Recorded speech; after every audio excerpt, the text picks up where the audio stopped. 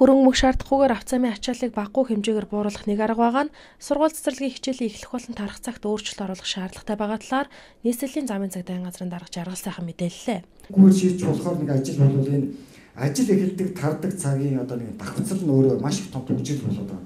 Тухайлбал бид сая нийслэлийн боловсролын газартай хамтраад ингээд үзэхэд сая нэг хүүхдийн сурагчийн авралт болоход Улаанбаатар хотмоор маш сайхан одоо сайхан хөдөлгөөн сэдв хийгээд амарч байна. Энэ бол нэг өнөөдөр Улаанбаатар хотод энэ хүүхдийг сургуульд нь хүргэж өгдөг, авдаг энийг амьдрал нь өөрөө маш их томоохон төвжирлийн одоо нөхцөл байдал байна гэдгийг харж байгаа. Жишээлбэл цэцэрлэгийн ганцхан цагт биш.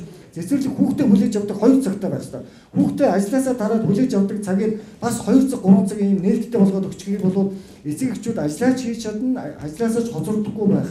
Тэгээ энэ бас их цаана замын хөдөлгөөнд нөлөөлөх юм одоо ач холбогдолтой юм бол байнамаа. Тэгэхээр Энэхүү ерөнхий боловсролын сургууль цэцэрлэгийн хичээлийн цагийн хуваарьд өөрчлөлт оруулахын тулд нийслэлийн засагт даргад энэ эрх мэдлийг өгөх шаардлагатай байна.